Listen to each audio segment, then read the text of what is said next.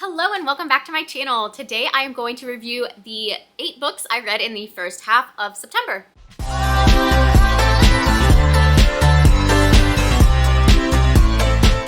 So once again, welcome back. I am so glad you decided to click on this video. Like I said, today I'm going to talk about the 8 books that I have read so far in the month of September.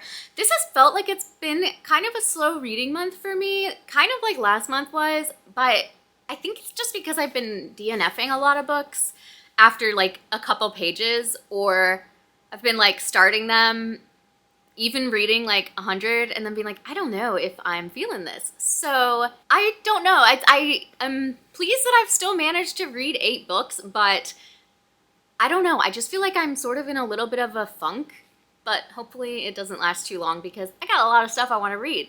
So let's just go ahead and get started. So I started out this month reading The Coworker by Frida McFadden.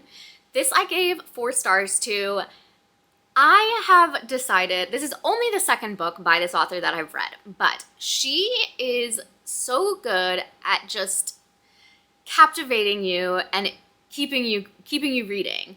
I have read The Housemaid, which was a very popular one. I actually bought the sequel to it recently because it's just such like mindless thriller reading. It's like it doesn't matter if the twist shocks you.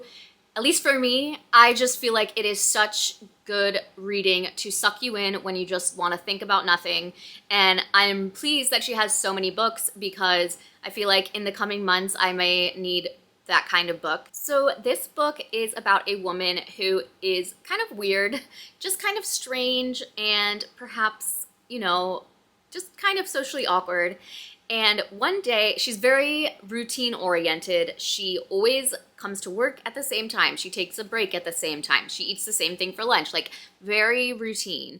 And one day she doesn't show up for work. And her coworker, Natalie, is very confused and kind of raises the alarm to the boss. And the boss is like, yo, she's just like late for work. Calm down. Like, it's not that serious.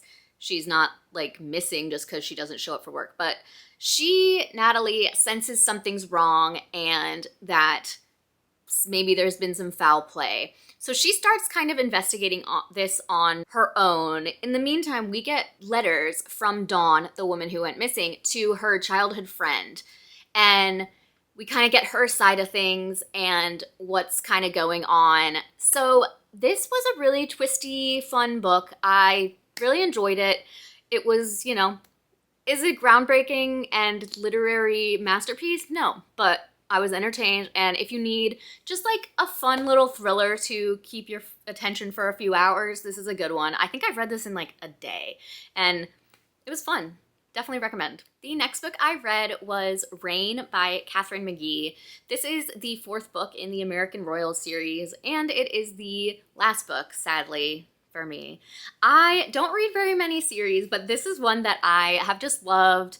So I'm not really going to give this one a synopsis because if you haven't read the other books, this will not make a lick of sense.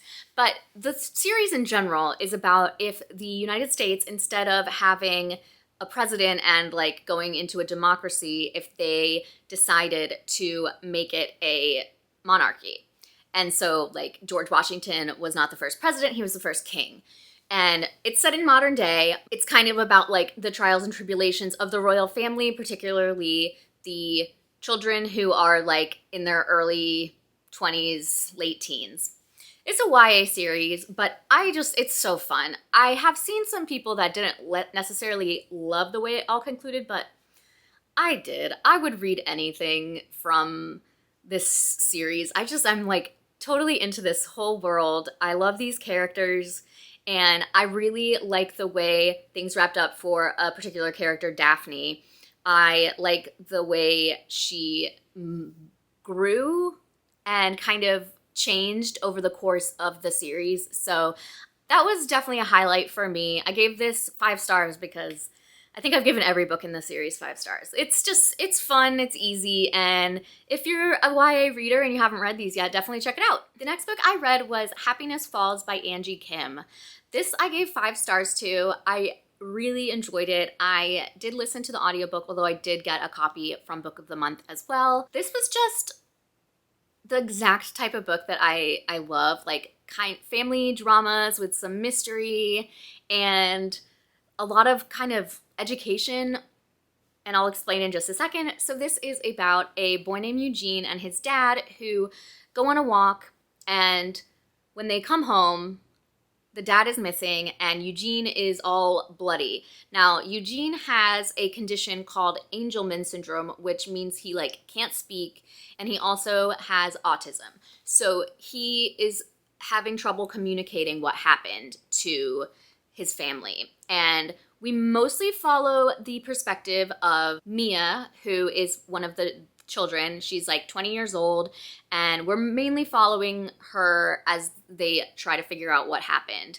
This was such a great story because I love a family saga where we get a lot of like who's telling the truth, who's not, what's going on, what are we missing.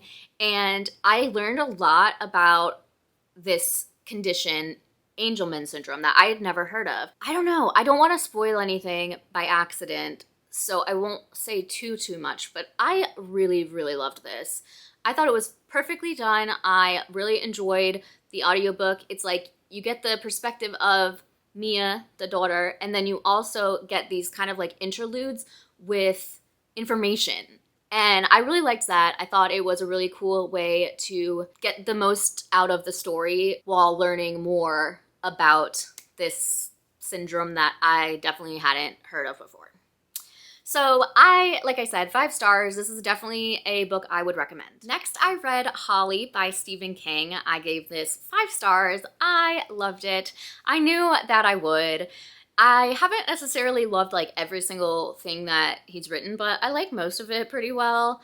And a lot of the recent stuff I've really been into. In addition, Holly Gibney is one of my favorite characters ever, not just even of his books. So this was a really fun read for me.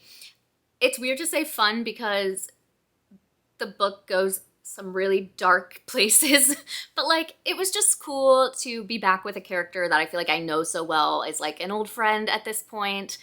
I have mentioned it before, but she was a featured character in the Mr. Mercedes trilogy. She also appears in The Outsider and in one of Stephen King's novella collections, If It Bleeds. She is central to the title story. So she has made several appearances. She's become a beloved character in the world of The Constant Reader, and I was just so happy to like have a whole book just about her. You definitely will want to read the others. I won't say that you have to, but I think that you'll miss out on some of the nuance of just her personality if you don't know anything about her. You also will absolutely be spoiled for all of the books that come before this one. So it's not like you're gonna miss out on like plot points, but I just think you won't have the same full experience that you could have if you had read the previous books, even though it's not like technically a whole series. I still think you'll get more out of this book if you've read those. But anyways, it follows Holly, who is running the Finders Keepers private investigator firm, and she takes this case even though she was going to take a break. It's definitely a lot wrapped up in COVID, so if you don't want to read about COVID, then don't read this because it's definitely set, I think it's set in 2021, so it's where we're all back to living our lives, but everybody's wearing masks and washing their hands constantly and all of that. So this feels like classic King. It's very graphic and icky and amazing. I thought it was fantastic, and I definitely recommend this one if you are a fan of Stephen King, and especially if you've read the books that come prior to this one in the series. Next, I read Shadow Drive by Nolan Kubero. This I gave 3 stars to. I got this from Libro FM as an advanced listening copy, so thank you to them for this. I had never heard of it, and I still haven't heard of it outside of that. This came out back in July, but I haven't really seen anyone talking about it, but it seemed like a fun kind of concept, and I keep saying fun. I don't really mean fun, just like an interesting concept, I guess. And so let me tell you what this one is about. It's about a man named Gabriel who is a landlord, and he has several properties. his daughter Megan has been seriously injured in a car accident. She is conscious, but she can't speak, she can't move. She needs a lot of care. And that was from a drunk driving accident that she caused. In the meantime, he's been trying to get back together with his ex-wife. Their daughter's accident has actually sort of brought them back together because they spent so much time grieving who she was and trying to deal with a new reality of taking care of their child that's, you know, they thought would be probably out of the house by this point, or getting almost there. Gabriel has a rental property that his wife actually owns, but he's kind of taking care of things. So somebody calls him and is like, hey, like, I really want to rent this place. Can you meet me like now? So he goes to the house and this person she's like an elderly lady. She gives a real sob story about why she doesn't want him to run a background check, and like she needs a place now. Her daughter's pregnant and like they need to move in like right away. So he also doesn't make her pay anything. He's like, I'll come back later and get a check. Okay, so then they start squatting and they are like tearing the place apart because they're looking for something. And basically Gabe doesn't know who these people are and why they're like essentially targeting him and his house, or his wife's house. So I was entertained by this book. I was invested. However, the main character was just like so dumb that it was frustrating. Such naivety. I like to think the best of people, and I would want to give people the benefit of the doubt as well. However, I can't, someone that's a property manager for a living is gonna just let themselves be, I don't want to say bullied, but like let themselves be talked into renting a place without a contract, without a rental, what is it called? A lease. Without a lease, without a background check, and without showing any money. Like, and he just hands over the keys and was like, I'll deal with it later. Like, to me, that's just like, are you sure this is what you do for a living? Because I don't do that, and I feel like I would know better. Again, he's trying to be a nice guy, but like, it was just kind of suspect. The big twist at the end was a little bit unbelievable. I mean, I think by that point, I was just annoyed with the main character's actions that I just like had a bad attitude and didn't want to believe it. But it was a pretty out there ending. So take from that what you will. I did have a nice time listening to it. It was entertaining and it's pretty short. So if you need to bump up your Goodreads goal, you need to get an extra book in there, by all means. It's not a bad book, but those were just some things that bothered me about it. The next book I read was Perfectly Nice Neighbors by Kia Abdullah. This I really enjoyed. I gave this one 4 stars. I thought this was going to be a thriller, but it actually ended up kind of being more just like mystery contemporary fiction. This follows a family, the Khatoons, who move into a suburban housing development, and they are Bangladeshi, and they feel kind of like outsiders in this neighborhood. One day, their teenage son, whose name is escaping me, puts a Black Lives Matter sign out on the lawn. Well, the next day, when he thinks nobody's looking, their neighbor Tom, like, I can't remember exactly how he does it, but he knocks it down. And Salma, the matriarch of the family, is like, what? She doesn't necessarily confront him then. But she takes it inside and hangs it in the window. Well, the next day, it's like spray painted over on the window to like make it so you can't see it. When she does confront Tom, he is very combative and he's like, it's against the housing development rules. It's like the HOA says no. And she's like, okay, but like they have a union flag up. Like, why is that okay? And he's like, no, it's against the rules, whatever. A bunch of other stuff happens.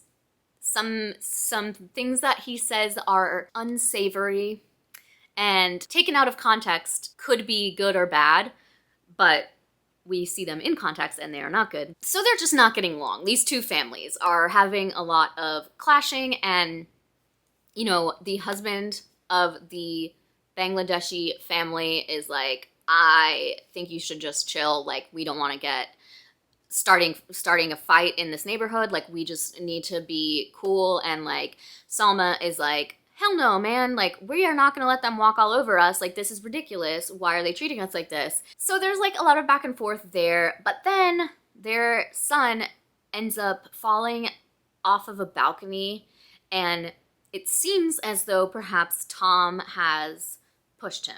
So that's like the basis, I guess, the neighbors fighting, and then it gets physical and like serious bodily harm. So I liked it. I read it pretty quickly. It definitely kept my attention. I don't really know why I gave it 4 stars as opposed to 5, but I think it was just like nothing like spectacular that like I'm gonna remember forever. But I did have an enjoyable time reading it. I listened to the audiobook and I thought it was really well done. I like this one. Next, I read You Are Not Alone by Greer Hendricks and Sarah Pekkanen. So I've said before that I read all of their books, but I guess I had never read this one because I was like seeing it. I saw it on like the library website and read the synopsis and I was like, this does not sound familiar. So I just decided to read it. Unfortunately, it wasn't my favorite. I gave it 3 stars. It's basically about this woman named Shay who is kind of just coasting through life. She's not really happy in her job, in her personal life, and she's not close. She doesn't have any close friends. And one day she's going down to the subway and she sees this woman jump in front of a train. Very, very sad. And of course she's traumatized. And she feels like a weird kinship to the girl because she's like, she's just waiting for the train. Like, I'm just waiting for the train. Like, we could be the same. I could just as easily have been that person. So she ends up going to like the memorial service for her, and she ends up like becoming friends with her friends and kind of like getting sucked into their group. Now, it's clear that the group, it's mainly these 2 sisters, Cassandra and Jane, that they have some kind of ulterior motive. The thing that for me was hard to get on board with was that like that motive is kept secret for so long. And I feel like as a reader, I needed to know more to care about what was happening. And I really didn't. I felt like I didn't know what was going on for half this book because we'd get several different points of view and then we'd get a flashback chapter. And I was like, okay, I'm keeping up with the story, but like I was trying so hard to figure out what was going on and like how these things were going to be a part of the story later that I don't know. Something was lost for me. I like it in mysteries and thrillers, you know, when the twists slowly unravel, but this was just like too slow. It just kind of killed the story for me, and I was honestly starting to like skim by the end. So this is not one I would recommend if you want to pick up a book by this author duo. I would definitely recommend An Anonymous Girl, probably is my favorite. I really liked The Golden Couple, and I really liked The Wife Between Us. So those are the ones that I would recommend over this one. The next book I read, and the last book for the first half of September, is What Remains by Wendy Walker. I gave this 3 stars, and I feel like that was kind of generous, and I'm willing to accept some part of it's maybe just not the book for me. This follows a police detective who is in a like Walmart type store, and there's a shooting. And she pulls her gun and is like trying to stop the shooter and ends up killing him. And because he was like aiming the gun at another person. And, you know, she is being like lauded as a hero, and she's like, I don't feel like a hero. I killed a man. Like, I don't feel good about this. And she is like basically looking for some reassurance from someone that he was gonna shoot, because she's like, I killed a man and I am traumatized by that. So she really wants to get in touch with the man who had the gun pointed at him, which she ends up doing, and then he kind of becomes a stalker. Honestly, this story, there was just like nothing intriguing to me. I usually like detective thriller-y books, but this just did nothing for me. I I finished it today and I feel like I'm already like forgetting stuff. I like don't even think I could tell you how it ended because I was just kind of bored by the end. It was just nothing special, nothing to write home about. And the main character does a lot of really irritating things throughout the book. Things that you're like, you are not really a very good cop, I don't think. Like, I watch a lot of Law and Order and other cop shows, and I'm just like, this is not how this works. You are getting in your own way, ma'am. So, don't recommend this. Don't read it. There's other books to read. I did give it 3 stars, but again, I feel like that was me being super nice. So those are the 8 books I read in the first half of September.